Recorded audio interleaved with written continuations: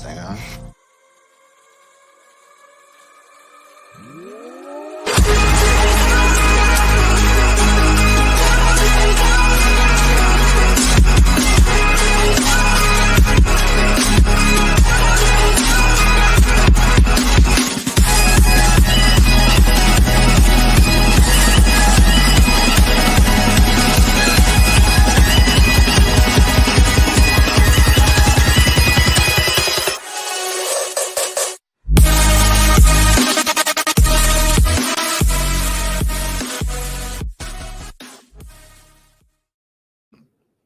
What is up, everybody? Welcome into another episode of The Cut. I am your host, Christian Williams, and I am here, as always, with Randy Hall. Randy, how are you, man?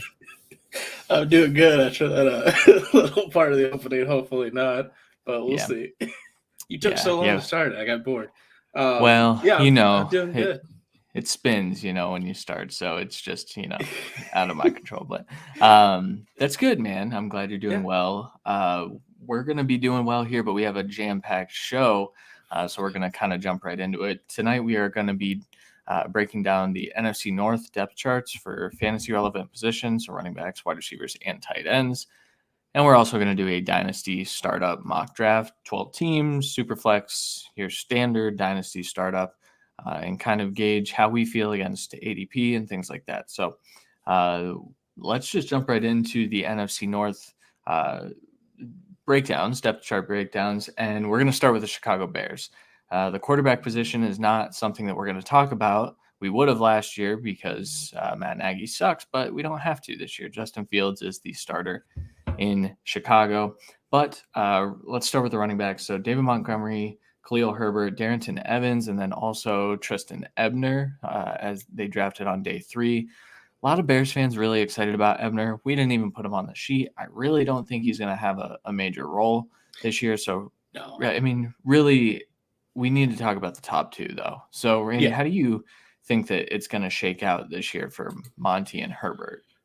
I mean, I've always been a Monty believer, so I'm going to keep him as the lead dog. He's my 17th overall running back in Dynasty rankings. It keeps that. He's an RB2. He said RB1 years. I get that, but it keeps him lower. This offense is, I think, going to transition to the 2-back system to keep him a little bit more healthy and give Justin Fields like an extra weapon too, because Montgomery is a pretty decent weapon out of the backfield. You keep him healthy all year. That's a good thing. And we saw some good things from Khalil Herbert, so I think he deserves at least an increase in snaps this year. So. It should be a good overall thing. I don't think it hurts Montgomery's value too much. There's just a jam-packed, from 8 to 18 is jam-packed of good running backs. So I think you're still heavily coveting Monty, but I do think Herbert has a decent amount of value past being just a good handcuff. I agree. So the original question is with Luke Getsy's background. And so Luke Getsy, his background, so he's coming over from the Packers where they used a 2-back system. That's kind of what he's known during his time there. But also when he ran an offense for Mississippi State, I believe it was, in college, it was very much so a timeshare. And so the way I have it breaking down is Monty plays a little bit more this year. He only got in 13 games last year, but I still think that his market share is going to come down because they definitely used him as a bell cow type of back when he was healthy last year. I just don't think we're going to see that in 2022. And there have been some signs alluding to that just based on, Herbert's a really good fit for that outside zone that they're going to be running. So now Monty is fine too, but I do think that it's more of a split this year. Let's move over to the wide receivers. So we know who the wide receiver 1 is. It's Darnell Mooney, high target share, kind of did really well with that last year. But the wide receiver 2 position, no one really knows who it is at this point. So you've got Velus Jones, who they drafted with day 2 capital, Equanimeous St. Brown, Byron Pringle. That's about it in terms of guys I'm interested in as the wide receiver 2. There's so many fun names, though. Tajay Sharp, Dante Pettis, David Moore, Nasimba Webster, Isaiah Coulter, Chris Fink. Okay. So who do you think emerges as the wide receiver 2 for Chicago? Um, Velus Jones Jr. I really don't see a lot of talent besides that. I think Byron Pringle could, but we really haven't seen him step up ever. Um, the likes of Taze Sharp, Dante Pettis, David Moore, I really don't care about. I think at least one or two of them get cut. Daz Newsome does have that little ring when you see it on the depth chart. I think there's a chance there, but he really hasn't impressed to this point. So it's just an opportunity game at this point. But the high capital on Jones Jr. and the age, it just dictates to me that they're gonna have him be fed in the offense early and often.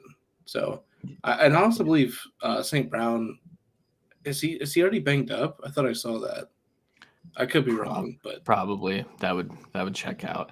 I I know, I right? That's what I would like to see him become the wide receiver 3, but I think you're spot on in that Velus Jones Jr. should command the second highest target share among the wide receiver groups. Obviously, yeah. the guy we're about to talk about in the tight end room should get the second most targets, if not the running backs. But yeah, Velus Jones Jr. He's got to get on the field because if he doesn't, he's going to be aged out, and they're not going to have Yeah. a player. I mean, he's 25 before his first snap, so Yeah. Velus he Jones has to have a good rookie contract in order to actually get a second contract. That's his age parameters.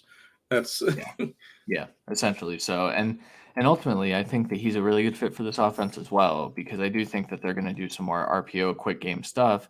That's not Justin Fields' bag, but also Velus Jones has some speed. So, yeah, and it does kind of incorporate a little bit of the Ohio State's offense aspect though, where Mooney can be a little bit more of the Olave role for Fields, being the go-to guy as well as the deep threat, whereas Velus Jones can kind of do the gadget stuff and the quick and try and make a play. And I mean, we've seen Fields obviously comfortable in that scenario. I don't think it's the talent level, um, but right. still.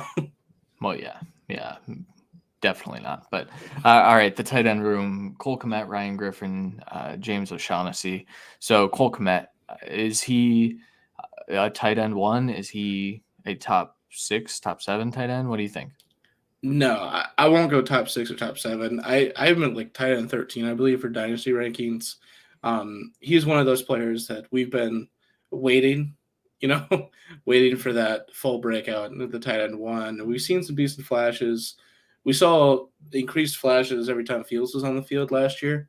So I do see a bright future for him. I think he can be a tight end one this year. Um, but again, it's just like the running back position. Once you get past like the top 4 or 5, is really a bit of a crapshoot of like 10 guys that could all be tight end once. So we'll Yeah. see how it plays out. I do think he has a better shot because he has a little bit higher target share opportunity than others. I mean, like I have had like last year I had him and like Irv Smith and I would say probably like Dawson Knox in the same category. Obviously Dawson Knox hit it out of the park with a lot of touchdowns, but Irv Smith getting hurt. But when I'm going back this year, I think Komet probably has the highest opportunity share of those three. So, I mean, for what that says, Yeah, I mean, ultimately, when you look back at Cole Kmet's 2021, you feel pretty confident that they're not just going to use Jimmy Graham and other tight ends in the red zone because Cole Kmet didn't score a yeah, touchdown last year. And if he scores touchdowns, I think we're looking at him a little bit differently. And even so, when I started to look back at that, I started to get a little hesitant about where I have him in Dynasty, which is outside of my top 12. So I need yeah, to kind of take a look at that. He's my tight end 13, but I do think he's going to exactly. get, So yeah, I think he's going to get a large target share this year. So, he um, he's going to stay, even if I think he's getting an increased target share. He's going to stay at like 13 for me.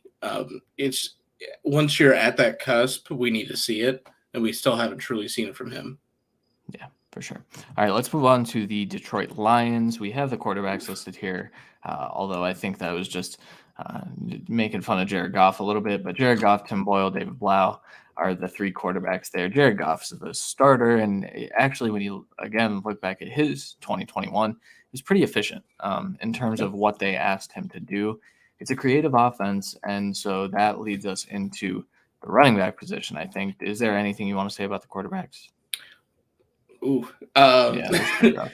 Basically, we saw kind of like a dumbed down version of this offense, and Swift and Hawkinson's injury history last year really took a big toll on that. And the wide receiver room was pretty decimated until they really gave Alvin a chance, and Khalif Raymond a couple times, and Reynolds a couple times. So I think the vast improvements in the weaponry this year could spell like an actual quarterback 2 seasons from Goff.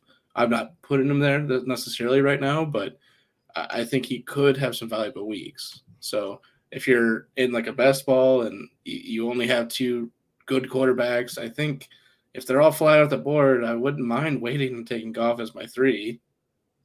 Yeah, I might take Ritter as well or something, but yeah, or yeah, Trubisky, some lower, but still.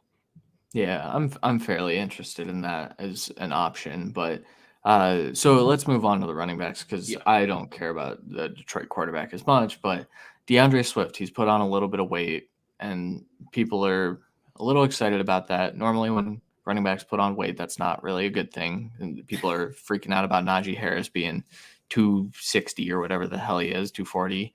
I don't know, he's massive. But DeAndre Swift put on 8 to 10 pounds. Do you think he's going to be a workhorse now? No. Yes. But I don't want Swift to be this workhorse though.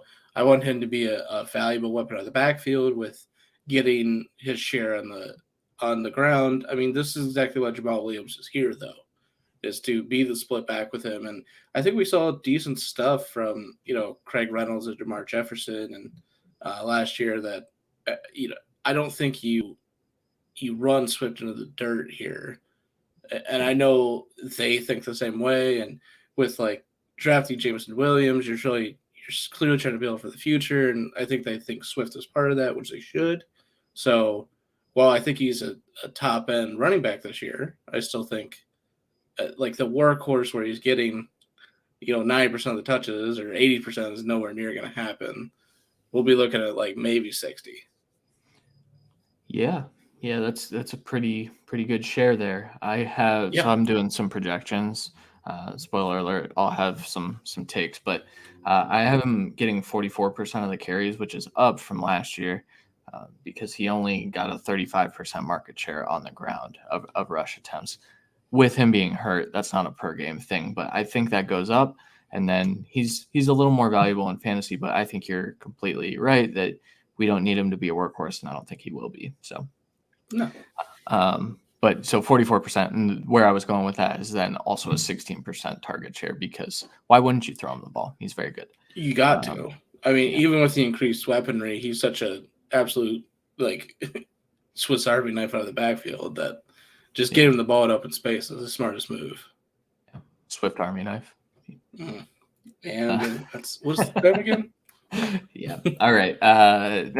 Next, the wide receiver room in Detroit is actually a lot better than it was last year. You've got DJ Chark coming in. You've got Jameson Williams coming in eventually. Amon-Ra is returning. He was fantastic down the stretch over the back half of the year. One of the best rookie wide receivers last year. And then you've got Josh Reynolds who returned. Khalif Raymond returned. Quintez Cephas is going to be back from his injury. He had a pretty impressive first few games. And so the wide receiver room after that, Trinity Benson has gotten some camp hype. Khalil Pimpleton was a pre-draft favorite, even though he's a small little guy. Corey Sutton was a pre-draft favorite for some, and then some other names. But expectations for DJ Chark, assuming that Jameson's not going to be ready for training camp. We kind of know that. We've already been given more reports that it might be even later than previously expected. So right. It's because there were the reports that he was ahead of schedule, but that doesn't – I mean, he tore his ACL this year in January, I believe it was. So we're looking at October, November. So DJ Chark, wide receiver 2 for them while he's out? You think? No. You don't? Because there's already a built-in trust with Amon-Ra and Reynolds and Raymond to some extent. So while I think Chark has the opportunity to be kind of a better outside threat, which is what they need. I mean, Chark is definitely the stepping stone of Jameson Williams taking over this offense. So I think they'll dial up plays for him to kind of test unlocking that aspect with Jared Goff at quarterback. Because again, whether we like it or not, this is an organization that does believe in Jared Goff, at least to some extent. So I think he'll be used pretty heavily. I just don't know if it's going to be like a big target share. I think he'll just be used as like the deep threat, where as Amon Ra is again as the guy to kind of break plays and a chain mover. And then you also have Hawkinson coming back. So I do think he could get the wide receiver too, just because of the deep shots. Kind of like Hollywood or Chase. Obviously not to that level, but that's less catches, more yards, more touchdowns, kind of thing. Yeah, and then the last question, I guess, on the wide receivers. So tight ends, TJ Hawkinson is the guy. They did draft James Mitchell, and they brought in Derek Deese Jr. as an undrafted free agent. As guys I think are intriguing, more so James Mitchell, but Hawkinson is the dude. We know he's a tight end one. We don't really need to talk about that. But do you think that while Jameson is out, who do you think benefits the most from that? Do you think there's another wide receiver that might step up into that role? Or do you think that the share just kind of gets divided into Swift, Hawkinson, Amon-Ra? I mean, so besides DJ Chark, I guess we're saying? I guess so. I mean, I honestly think Quintez Cephas is still going to have a role on this team personally. So that was why I was asking that, because he's the only other actual kind of outside threat on this wide receiver team. Even though we know Amon-Ra can kind of do that, especially in the red zone, it's just he's worked so fantastically out of the slot and a moving piece that I don't think they changed that up, because he clearly was unlocked at the end of the season. So while the other guys are a little bit more slot heavy, I think Cephas would be the one to kind of to help break out alongside Chark, and that's why it's kind of hard to say Chark's going to be this really good, because we did, like you said, see some good things from Cephas. So we'll see. I don't expect anything else from the rest of the receivers. I think Raymond and Reynolds will stick around. Obviously, Raymond had a little bit of good games. Reynolds is just a favorite target of Goff and their friends, so I think he sticks around. And we'll probably get like 4 other receivers cut. Yeah. So, well, honestly, Reynolds averaged, I believe, like 5 targets per game last year after they scooped him. So, yeah, but it was heavy. It was heavy to start. It was, and then it died off towards the end. But and that was also the Amon-Ra massive games towards the end of the year. They also got Reynolds after the trade deadline, I believe, as well, after he got cut. So, yep. And also, I mean, that aligned with DeAndre Swift coming back from. So his first big games, I think, were with Swift out, and then the fall off was when Swift came back. He was the only weapon, because Hawkinson was also out, I believe. yeah, pretty much. So, okay. Anything else on the Lions before we get into the Packers? Okay. So Green Bay Packers, we don't have to talk about the quarterback this year because we technically did last year with the Aaron Rodgers saga of last offseason. I will say that was my favorite quarterback saga based on what we are now dealing with quarterback saga-wise. But we do have to talk about a lot. So I have a true or false question here for you, Randy. Cool. A.J. Dillon and Aaron Jones will finish as RB1s in 2022. I just looked at it and saw it. False. I think Aaron Jones will. I don't think A.J. Dillon will. Because do you think it's close? I mean, I think A.J. Dillon is probably an RB2. I guess I'll say that. I just don't know how high it will be. In theory, when you look at the builds of these two guys, A.J. Dillon's the goal line back, but that's not how this shakes out. Aaron Jones is far more efficient in the red zone, on the ground and through the air. So I think there's limited touchdown upside for Dillon. So we're literally just baking, and there's limited receiving upside because it's not his strongest suit. So while I do think he can get a good amount of carries, and we saw Jamal Williams there be incredibly valuable, but he's a little bit better of a pass catcher. So that's why I think he's going to have to break off some runs, and which he can do. But again, he's a little bit more of a bruiser that doesn't get the goal line touches that you would expect. So, yeah, I've seen a lot of it's kind of a roller coaster of analysis on this backfield because I think people overcorrected thinking Aaron Jones was this ancient running back that was falling off. He's not that. And also, he's going to command more targets. And so I think Aaron Jones is easily an RB1 this year. A.J. Dillon, I will say, I think he has an outside shot, maybe on a It's total points. touchdowns. Yeah, Right. touchdowns are going to have to happen. And yeah. Well, I was also going to say, I mean, in points per game, I don't think he does have a chance because what you're looking at is a guy who's going to be super durable. He's just going to be on the field, and he might outscore. He might finish in the top 12 when you look back at the final finish, but that's not really what you should be looking at. You should be looking at points per game. So, good answer. Wide receiver room is a big freaking toss up. So, Alan Lazard, Christian Watson, Randall Cobb, Sammy Watkins, Amari Rogers, Romeo Doubs, Malik Taylor, Jawan Winfrey, Rasheed Walker, Samari Torre, Danny Davis are all in that room right now. Question, how do you see it split? Who is the wide receiver one, I guess, is the more important question. Lazard. Okay. We've seen Lazard kind of be used heavily as like a little bit of a back shoulder possession guy at times and really heavily in slant routes. So I think that's going to be a little bit of the bread and butter of this offense this year. Watson has chance to do something here. And I'll also say Romeo Doubs in that same breath, but both are so away from being ready that I just don't see it. And age-wise, it's not the best thing for Watson, but he's, just an athletic freak. And I think he could, be unleashed here, especially as kind of like a deep threat for them early on and kind of replace what they've lost over this last season. But we'll see. I think Randall Cobb starts out pretty strong and tapers off, just like we saw him in the return last year. I don't trust Sammy Watkins past week one. Amari Rogers, we all thought could become the actual slot receiver for the Packers that they never used, and he's done absolutely nothing. We've actually seen nothing good from him, in my opinion. So while I think he should, in theory, be taken over and be the reason that Randall Cobb's sitting on the bench, I just don't see it right now. So that's why, I mean, for me, I think it's Lazard and then Cobb, and then by the end of the year, Watson clearly takes a role, and I think Doubs has a decent outside chance to do so as well.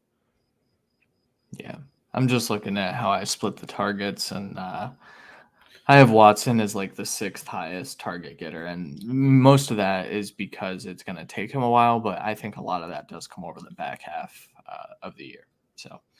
But he's the kind of athletic receiver that he could be 6th, lowest in targets, or 6th highest and 3rd in yards and 4th in touch, sure.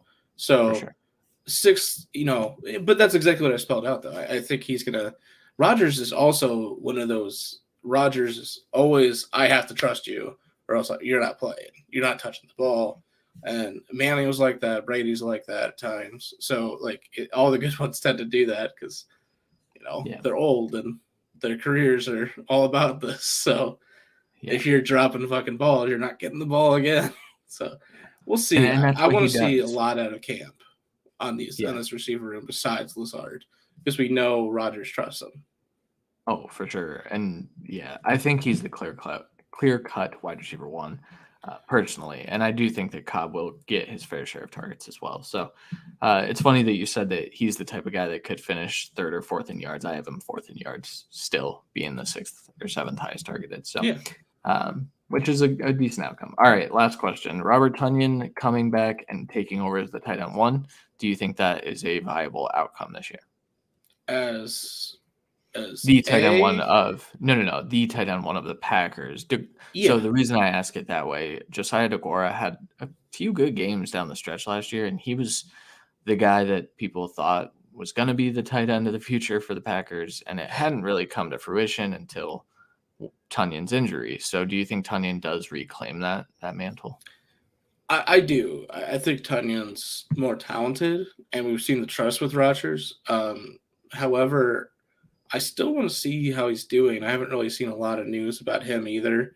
He got injured, I want to say like week 7 or so. Yeah, somewhere so this is about the time where he should be full go, but you got to kind of see on that.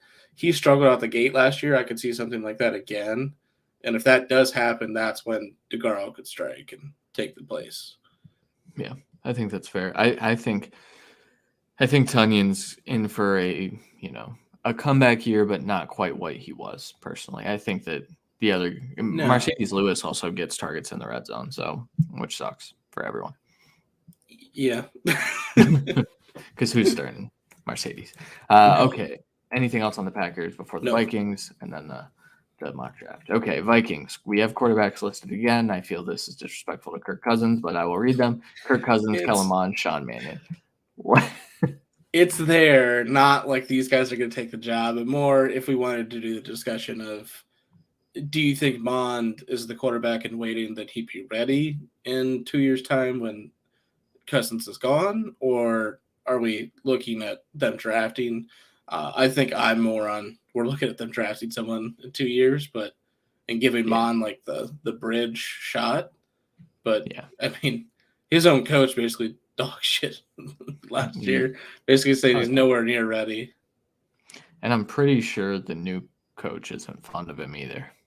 So I wouldn't be shocked if he's the QB3 here. But okay, anyway, so the things that matter.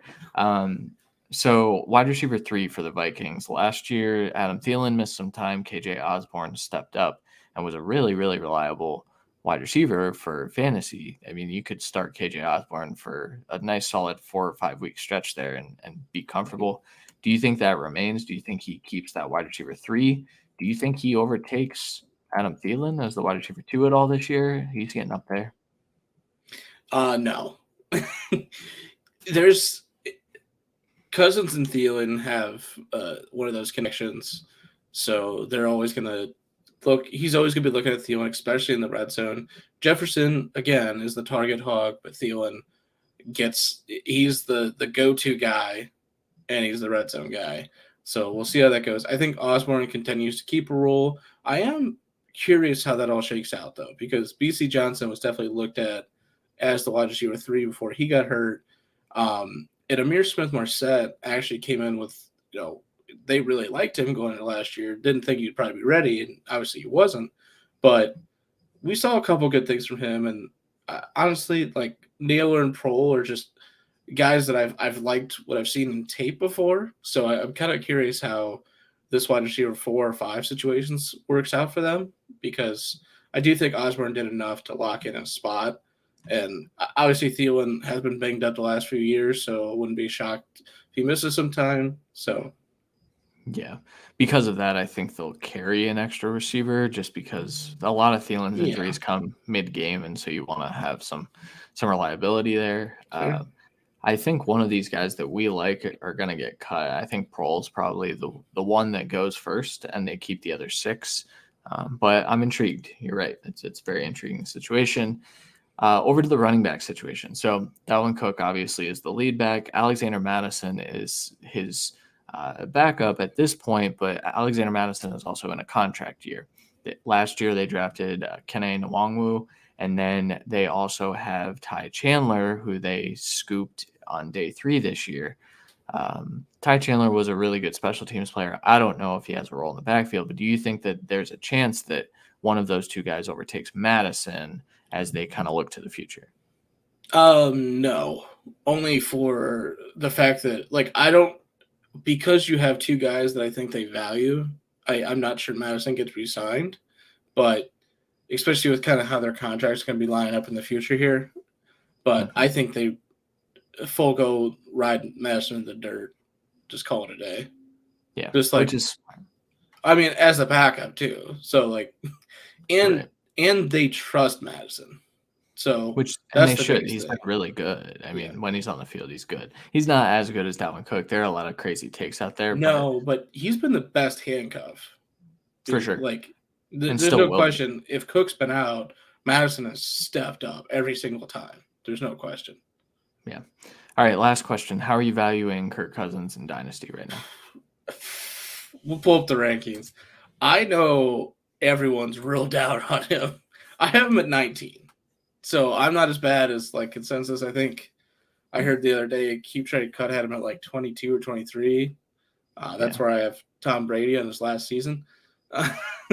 So I mean, I have Tua and Zach Wilson ahead of him, basically because of youth and possible upgrades to situations, rising their values. But other than that, Everyone else is who you expect to be ahead of him. I have him over Mac Jones because I just don't trust that offense. Over Pickett, Brady, Mills, Ryan, like the whole gambit of those guys. I think he's steady as your quarterback too. I'm very happy with him as my quarterback too in pretty much every league.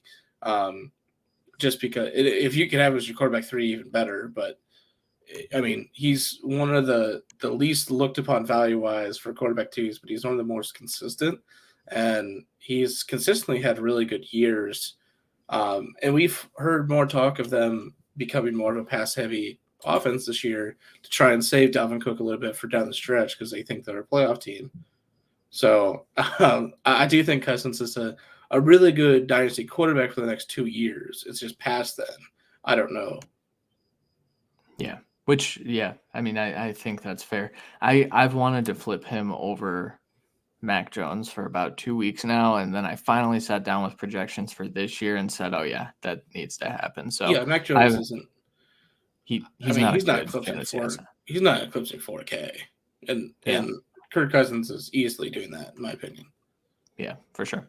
All right, that'll do it for the NFC North depth chart breakdowns. Again, we'll be doing every conference or every division. I mean, so we will get back into that next week. I don't remember who we have on the schedule, but we will. We will. I haven't made it yet, so I'll read tomorrow. I'll let you know. All right, are you ready for this Dynasty Superflex startup mock draft? Yep. Okay. So quickly. It's going to be quarterback, super flex, obviously, quarterback, running back, wide receiver, tight end, flex, super flex, and then a few bench spots. So we're only going to do like 16 rounds for time, obviously, but we might go over quickly. Other guys we like later. Yeah, for sure. All right, I'm going to start it. Randy has the number 2 overall pick. I have the 107 for folks that are not watching. Yes. All right, so Josh Allen off the board first. I think Mahomes is good here, but I'm going Herbert. I think you get the other young stud quarterback here at the second spot and just call it a day. Gives you a little bit of flexibility coming around because you're not picking for a while. Yeah. I hate not going quarterback in the first round, and especially with guys like Lamar Jackson and Kyler Murray sitting here, I'm really, really tempted. I would love it if Lamar got his contract done. I would love it if Kyler got his contract done. And so for that reason, I'm just going to take Justin Jefferson and hope that one of them gets back to me. Yeah, they didn't. I knew they wouldn't. Yeah, they didn't. Next 2 picks, obviously. So next off the board, Kyler, Lamar, Javonte Williams, Dak Prescott, Kyle Pitts, Najee Harris, Christian McCaffrey, CeeDee Lamb, Russell Wilson, Mark Andrews. And I'm sitting here. Wow. The problem here is a lot of quarterbacks have come off the board. I could start Justin Jefferson, Cooper Kupp, and just have an absolute unit of a wide receiver room. But what I'm going to do is I'm going to go get one of my top 3 dynasty running backs, and I'm going to take DeAndre Swift here, and I'm just going to risk the quarterback position despite this being super flex. Fair. So after that, Cooper Kupp, Deshaun Watson, Deebo Samuel, Austin Eckler, Randy's on the clock. Yeah, so I am normally an advocate for running backs here, so I'm going to kind of stick to my word, and I'm actually going to go Breece Hall here for a youth movement here, knowing I can get another one back on the turn. A.J. Brown, Jalen Hurts go past then. So basically the best quarterbacks here, Trey Lance, Stafford, Lawrence, Fields, Rodgers. I already have the quarterback, and that does give me a little bit of flexibility. The wide receiver room, Waddle, Adams, Diggs, Higgins. I think getting one of these guys would be huge. But looking at the running backs, what would be coming back to me, I personally had to go. I had to go Joe Mixon, even though it's the same bye week, but it's Dynasty, so who cares? It's true. After that, Trey Lance, Dalvin Cook, T. Higgins, Devontae Adams. This is a dream. Justin Fields falls to me at the 307. Just an easy smash pick. This is why waiting on quarterbacks, even in Superflex, sometimes happens and works well for you. After that, Jalen Waddle, Stephon Diggs, DK Metcalf, Matthew Stafford, Derrick Henry, Tyreek Hill, Saquon Barkley, Travis Kelce, Alvin Kamara, Antonio Gibson, and now I am sitting here trying to figure out who my next quarterback in Dynasty would be, because I've waited on quarterback and now I can go get 2 starting quarterbacks very, very easily. So give me 1 second as I determine who my next pick would be. And it would be a couple of years of Aaron Rodgers would be next for me. So my start of Fields, Rodgers, Swift, Jefferson, that's a dream. I like that. Yeah. After you, Nick Chubb, Drake London, Trevor Lawrence, Cam Akers, puts me in a weird spot. George Kittle, J.K. Dobbins, Kenneth Walker, Deontay Johnson, ETN, kind of top the list. Man, I'm gonna go. So for me, this has to be Deontay Johnson. I'm gonna stick to my brand here. Deontay Johnson is a god, and I will always pick him. As a wide receiver 1, it's lower than obviously the rest of these teams here, but I think I have an advantage at quarterback and running back than most teams. So building him as my top receiver is smart for me. Kenneth Walker, David Montgomery come off the board. I think Dobbins and Etienne are fantastic picks here, but with how the quarterbacks have gone, I have to go Derek Carr, who I think is probably going to be a quarterback 1 this year. That gives me, 2 AFC West quarterbacks, but 2 that I do believe will be quarterback 1s. So I'm happy with that. Yeah. So after that, ETN and Dobbins went next picks. So good call there. Then George Kittle, Tua Tagovailoa went right before me. And so I'm sitting here. My 2 picks here would be Aaron Jones or no, it'd just be Aaron Jones. I'm just going to take Aaron Jones. It's fair. So get my the wide receiver 1 for the Packers to stack with Aaron Rodgers. After that, just a stupid run on wide receivers. DJ Moore, Treylon Burks, Michael Pittman, Jerry Jeudy, Terry McLaurin, Garrett Wilson, Darren Waller, Josh Jacobs, TJ Hawkinson, Chris Godwin come off the board. And I feel like I need another wide receiver here. My build right now is a little strange, so I'm kind of sitting fairly. I've got 2 quarterbacks, 2 running backs, a wide receiver. I could go young. I could go with Jameson Williams. I could also go young and go Rashad Bateman. I do have those 2 close in Dynasty. I want to say I have Jameson slightly ahead. But I do have DeAndre Swift on my team. And so I'm just going to wait on Bateman. I'm going to come back up here. I'm going to look at running backs for a second. I'm not going to like what I see. Look at tight ends. Don't like that either.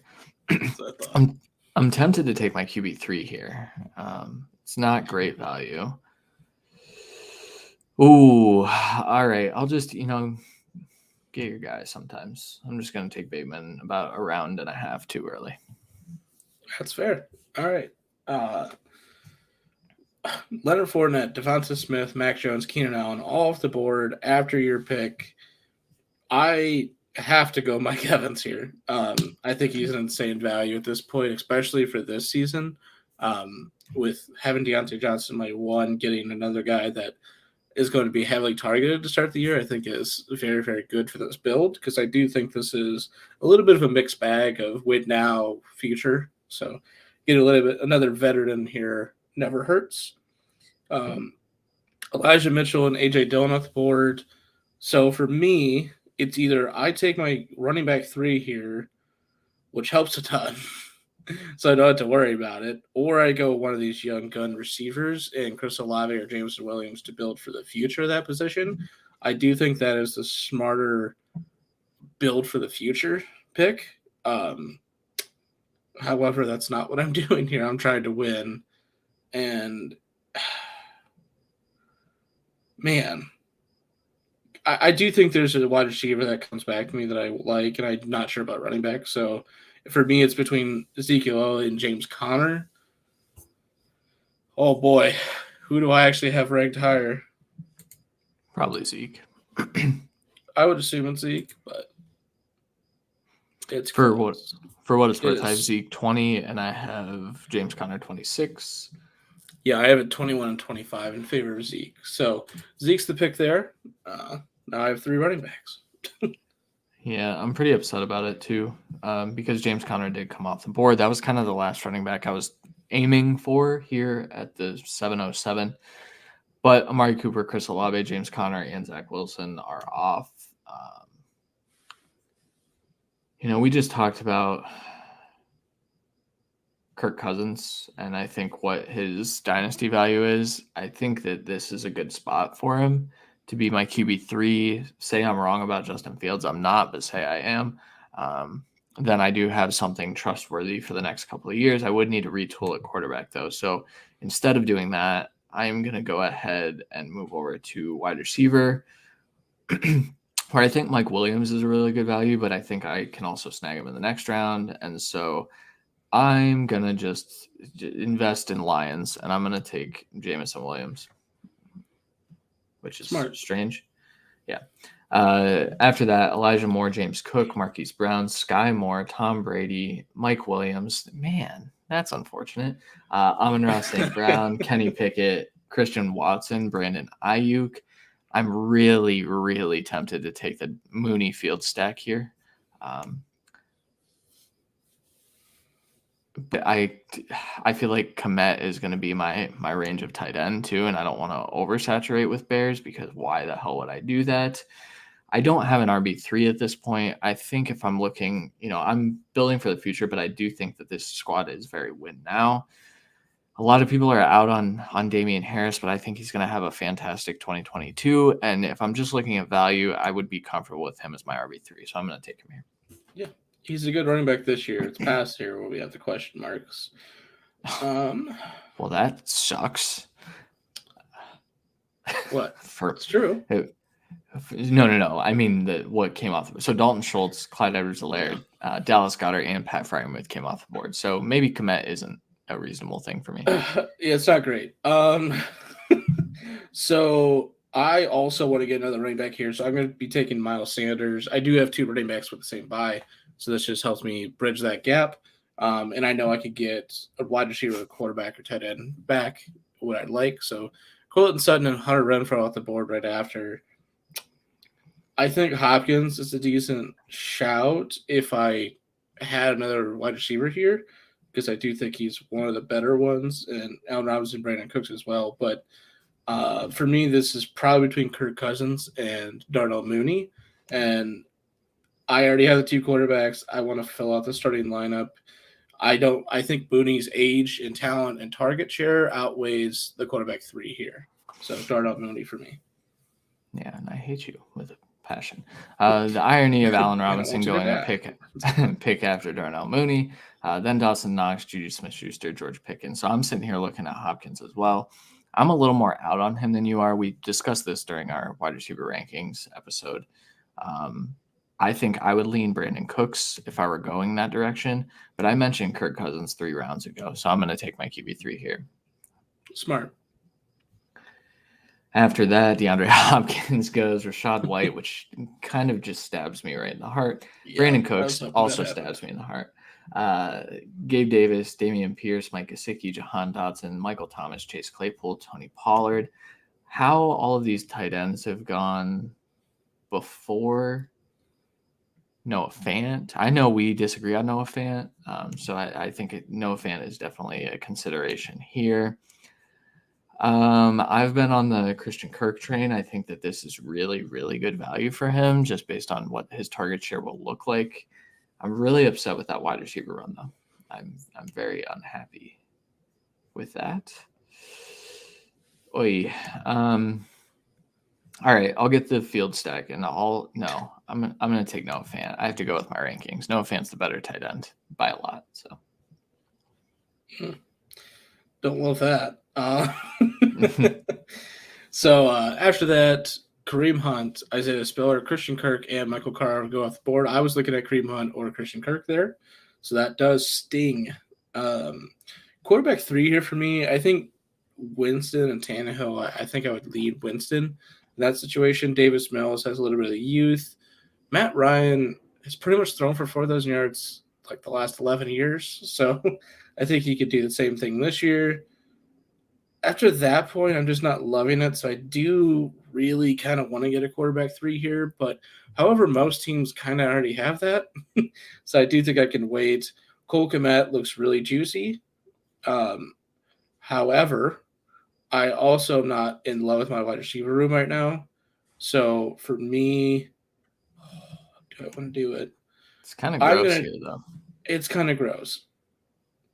It's just old. But I mean, this is kind of It's where old. you're looking at old and feeling okay about it. So It's either I'm gonna do Cordell Patterson first to kind of have a little bit of both. smart. And let me what And tight that end didn't did I hurt. actually? You weren't going to take Singletary or Tony, correct? No. So look at that. Good choice. All right. I am going. I don't want to wait for you. I'm gonna go Tyler Lockett. I was looking at Gallup hard, but I just don't want to wait for him, and I don't think he's going to be ready near the start of the season. So, yeah, that's fair. After Lockett, Gallup was the next pick. Chase Edmonds, Zach keeps Ertz, happening. Ramondre Stevenson. So now I'm kind of sitting here. I'm looking at James Robinson versus Melvin Gordon as my RB4. Ultimately, I think that both of them will have value. Robinson's obviously younger, but Robinson is coming off of an Achilles. And so I don't know what his role looks like. Melvin Gordon is getting up there in age, but he is the RB2 or 1B, technically, probably in Denver this year. I'm just going to go ahead and take Melvin Gordon. You look at that as value that you can flip later, I think. After that selection, Jameis Winston, Cole Kmet, Ryan Tannehill, Tyler Algier, Matt Ryan, Adam Thielen, Trey McBride, James Robinson, Rashad Penny, Albert Okwuegbunam. That's not how you say his name, but yeah. I'm kind of sitting here. I'm looking at my wide receivers. I know I need to add. If I go something sure, I think I would go Russell Gage or Alan Lazard. I think they have massive upside for 2022. Alan Lazard is a little. Oh man, that's getting another stack for Aaron Rodgers though. I feel like that's a smart roster build. Russell Gage though looks to be the wide receiver 2 in the time that Chris Godwin is out. I'm going to take Alan Lazard. I feel like investing in the Packers offense is smart. Yeah, I was going to go Alan Lazard if he was there. No question. So after Lazard, David Bell, a little bit too rich for my blood for David Bell, even though I was by far the highest on this show on David Bell. Alec Pierce, Alexander Madison, Rondell Moore. Wide receiver wise, Mechie, Ridley, Woods are kind of the top. I am full sending Woods and just going old at wide receiver besides my top guys and seeing what gets back to me. Hunter Henry, John Mechie off the board. Here's the thing. I don't have a quarterback 3 yet. Most teams do. So would it be Mills or Wentz or Jones or Goff or way to list them all? I skipped Ritter and Willis. I do love Mills. I just don't know. I don't know he has great fantasy weeks really on this team. I'm actually going to go Daniel Jones here. This new look offense, he actually does have a chance to keep his job, and the only way he does that is if he has an electric season. Basically, this is I either cut bait after a season of my quarterback 3, or I have a good quarterback 3, and I'm fine with that. Yeah, I mean, I don't hate that. I think Mills is kind of similar, right? Like he has to have a good year. He does, but Daniel Jones gives you the running aspect, and I think it's pretty safe to say he has better weapons around him as well, and a better offensive line, and possibly better coaching. So that's literally, I was like, well, for a 1-year shot, which one am I taking? Right. After you, Irv Smith, Calvin Ridley, Jalen Tolbert, Ronald Jones, and then I was up. I took Russell Gage because I talked about him last pick and he was still sitting there, and I feel pretty good about that. Zamir White, Tyler Boyd, Ty Davis-Price, Brian Robinson, Darrell Henderson, Wan'Dale Robinson, DJ Chark, David Njoku, Khalil Herbert. Not happy about that one. Keontae Ingram, bad pick here. Just a I'm terrible. not happy about the Njoku. I was also really was hoping gonna, he came back. I was gonna snag him as kind of my tight end 2 here. In looking at the running backs, I think there's about one guy that I'm interested in for the rest of the draft. Oh, there's 2. I'm interested in Sony Michel later. Randy will probably scoop him, but I mean, you only have 3 more picks, so 3 picks. This is true. And so, with that in mind, I'm just going to take Nyheim Hines and hope that Frank Reich isn't lying to us about him being a fantasy asset this year. He probably is. He probably is, but he's my RB4. I don't really need him to be good. And I was in on Nyheim a while back. So. Yep. All right. So, Jacoby Myers, Chuba Hubbard, Kenneth Gainwell, and McCole Hardman off the board. After that, I am going to go Tyler Higbee here as my tight end. He's not the greatest upside guy, but he has put in consistent tight end 1 numbers when he's on the field. I do think he can continue to do that. Like you said, running back's kind of a death valley here. Marlon Mack has a path to be a starter. I don't know if he actually is the starter. So for that, I kind of would rather wait. Wide receiver, I've kind of attacked heavy of late. So I think I can fade back, even though I think Valdez-Scantling is a good pickup here. So it's either I go Robert Tonyan and just double down on the kind of veteran tight ends. One of them will work out type situation. Or I actually do the upside move for quarterback, and that's what I'm actually going to do. I'm going to take Desmond Ridder here as my quarterback 4 to kind of hedge my bet on Daniel Jones. It's a good pick. And my tight end target came off the board. So after you, Hassan Haskins, Laviska Shenault, terrible pick. Kyron Williams, probably not a good pick. But then Evan Ingram right before I was picking. And actually, as much as I have been super, super out on Evan Ingram, I'm in on this Jaguars offense. I'm in on the fact that they're going to have to throw a lot, and they don't have very many good players. And so I'll take the guys that have a little bit of upside. I wouldn't even call Ingram a good player. I don't even think he's that good, but I do think that he will see a high target share. So I'm upset in conclusion. In conclusion, man, some of the quarterbacks that go before some of these other guys, it blows my mind. I'm going to take Davis Mills as my QB4.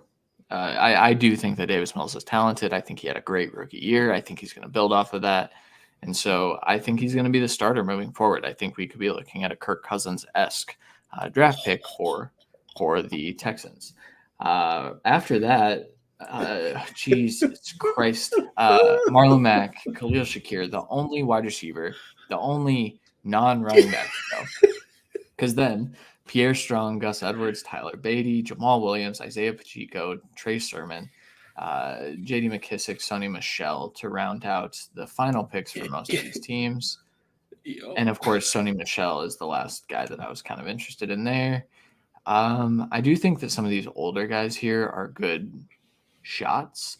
I think Joshua Palmer is a good dynasty asset. I've talked about it. I think he's going to be good. Tim Patrick, super intrigued by Tim Patrick at this spot, considering the possibility that he could be the wide receiver 1 for the Broncos. I don't think he will be. I think he'll be the wide receiver 2, though, or 3 maybe. I don't know. 3. I think 2. I think KJ Osborne also is very, very intriguing with how he played last year. I'm going to go Tim Patrick, though, round out our roster. Okay. All right. So after you, Raheem Mostert, probably the last running back of value at all. Off the board, Snoop Hunter, Donovan Peoples-Jones, Johnson. I will say, so Chris Carson's on the board at this point. We have no idea what's going on with him. He is only 27. He's not cleared from any camp with his neck surgery and all that stuff. So the thing is, like, he was their best back. If he can come back this year, I think he could take the role again. If he doesn't play at all this year, I think he gets a cheap contract and a shot somewhere else, he doesn't play for like a whole year, I do think he comes out swinging. So I do think he's kind of like a deeper shot. Jerome Ford at running back's another deeper shot. For me, another quarterback's just kind of going too hard at it. I think Tunyon or Brevin Jordan or Gerald Everett is a good shot at tight end. However, I talked about it last time. MVS is one of the last people on here that I think could really kind of take a huge role. I do agree with you. I think like Osborne, Nico Collins, Palmer to some extent, Velus Jones later have shots at that, but MVS is on kind of an ambiguous offense at this point with Kansas City, and he's going to be the one taking the deep shots, not Juju Smith-Schuster. So, yeah, that Kansas City wide receiver room is the hardest thing to project this year. I'll tell you, I struggled with that for a solid 45 minutes, just kind of sitting there looking at it like, what do I do? I don't know what to do. Yes. Deontay Foreman was the last pick. I think it's a good pick. I think there's a chance that he takes over for Chuba. And what we saw from him last year, he was really good. And we know what Christian McCaffrey's injury history looks like. So a good pick with your last pick. Obviously, most Dynasty rosters are a little deeper. Randy, are there any you wanted to talk about here? I mean, we kind of touched on a lot of guys. Yeah, I mean, Malik Willis, Carson Wentz, Jared Goff, Matt Corral, still on the board. Sam Howell later. There's a good amount of quarterbacks that are still on the board that maybe aren't the best values this year, but they have values down the road. Carson we brought up. Ford I brought up. Abram Smith is kind of a deeper shot, like shout out for running backs with New Orleans. I think he could really take up that role. I mean, besides that, like Kenny Drake, kinda, but running back's pretty destitute. So I think James White late is kind of a weird this year only, obviously, but it's kind of a weird good shout out. He's always been a valued part of that passing attack that didn't really gain weapons. So I do think he could do some. Same aspect, Traquan Thornton. We went over all these receivers kind of. Terrace Marshall is kind of shooting him back up my board slightly with the Robbie Anderson hit or miss news here. That he wants to retire, which I forgot to send Christian a text saying, "Oh, well, Baker confirmed to the Panthers." Calvin Austin is a good later shot at wide receiver. Braylon Edwards kind of too, just because there's nothing else there. You might be able to do something. Same with Duvernay. I do. Yeah. I like Duvernay a lot. If you want to stash somebody, Kyle Phillips for the Tennessee Titans, I think is a good shout out. Christian took Paris Campbell in like a last round of the startup for us last week or this week. I can't remember. It went on for like 3 weeks and I wanted to quit. So definitely a long one. That's always a little bit good. AJ Green's pretty much undrafted, and I think he could really actually do some good things this year. Especially with Hopkins suspended the first 6 games. Yeah, it's a short rental. It's a year thing, but he was relatively decent last year. So in a spot start situation, I wouldn't be uncomfortable playing AJ Green by any extent. Robert Tunyon, Gronkowski, Brevin Jordan, Dolchich, Everett, Hayden Hurst, Logan Thomas, Bellinger, Otten, Rucker. My favorite thing to do is stash a rookie tight end. Pick your favorite. You took Ruckert in that draft. I was looking at him, but the idea that Paris Campbell could get a decently high target share. I'm not a huge Alec Pierce believer. I think that contributes to that belief still being there. And the Colts have just backed Paris Campbell, but I took a long, hard look at Jeremy Ruckert because I think that he could very well just be freaking George Kittle for that offense. So yeah, well, the thing with the rookie tight ends is they generally don't do anything. And when you're doing a startup, you're generally drafting into taxi spots as well. So grabbing all these ultra veteran guys late, well, it could be helpful this year. You're probably going to end up having to cut them because you don't have the roster spots for them because you needed to put rookies or second-year players in your taxi squad. So getting a late-round tight end to just literally throw there, maybe even two, and like have a shot to have future tight end ones just sitting for free on your team that you don't have to worry about, I think is tremendous upside play. And guys like Rucker and Otten and Bellinger, to some extent, are all great options for that later in drafts. Yeah, for sure. Dynasty is probably my favorite format for what it's worth. We talk a lot about redraft and 2022 value, but Dynasty, Debbie obviously is up there, but Dynasty is definitely, something I feel like we've gotten better at too over the years. We weren't Dynasty players for a while, and then we kind of got into it and we were keeper league players for a while, but got into Dynasty probably 4 years, 5 years ago now, 6 years ago. Yeah, I don't know, something like that. But it's my favorite. So I'm sure we'll do some more stuff like this. We like to talk Dynasty value. So yeah. Do you want to go through your team quickly before we close out? Sure, if it'll load on my. Okay, so Justin Fields, DeAndre Swift, Aaron Jones, Justin Jefferson, Rashad Bateman, Jamison Williams. A little bit of youth there, wide receiver. A little uncomfortable with it, which is why I snagged some guys later. Noah Fant, Damian Harris, Melvin Gordon, Aaron Rodgers, Kirk Cousins, Alan Lazard, Russell Gage, Naeem Hines, Davis Mills, Tim Patrick. And yours. Okay. Justin Herbert, Breece Hall, Joe Mixon, Deontay Johnson, Mike Evans, Darnell Mooney, Tyler Higbee, Ezekiel Elliott, Miles Sanders, Derek Carr, Cordero Patterson, Tyler Lockett, Robert Woods, Daniel Jones, Desmond Ritter, and MVS.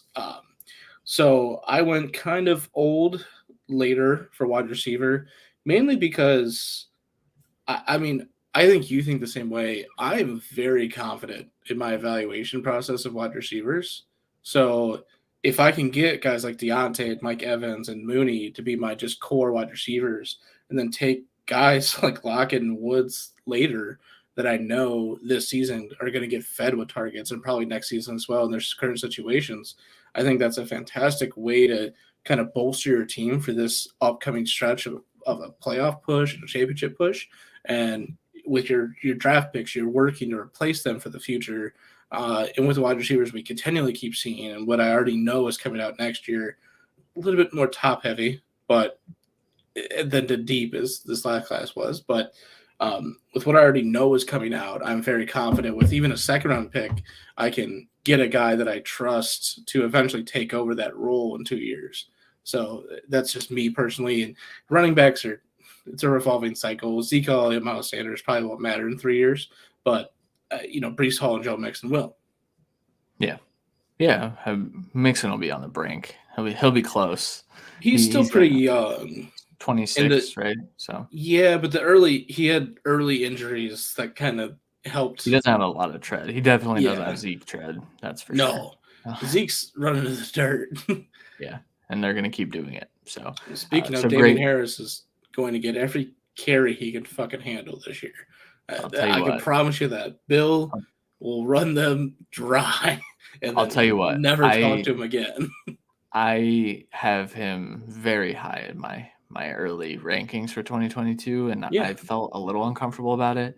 But I don't. I think you're right. It's going to be split backfield and run heavy attack, but like Damian here, Bill will always run the guy that's going to be out the door next year into the dirt, and he will never even contact him about an extension because he knows he just got the best year left on his tires because he's going to run him into the fucking ground. Yeah, so and that's Damian why they Harris draft is going to be multiple running backs every year. That's and they're like our dynasty roster. Yeah. Well, I honestly, next year for the Patriots back, it was a little bit ambiguous. I'm not quite sure who it's going to be. We'll probably get into that at some other point. And they're going to draft someone in the fourth round next year that's going to take over. But pretty much, yeah. But they generally don't give rookies touches in the backfield. It's strange. Ramondre got quite a bit, but Damian Harris got hurt. So exactly. And White was out. Yeah, we will talk about the Patriots backfield because I have some takes there too. So, yeah, I know. All right, that'll do it for this episode of The Cut. We will be back next week with another breakdown of some sorts, depth chart breakdown, and I don't remember what we have additionally. Something. I think it might have been a dynasty strategy. Yeah, where we look at different strategies to build your rosters and ways that can can work, and some pros and cons and stuff like that. We did that Yeah, series. we'll be doing something. that with Dynasty and redraft throughout the rest of this off season.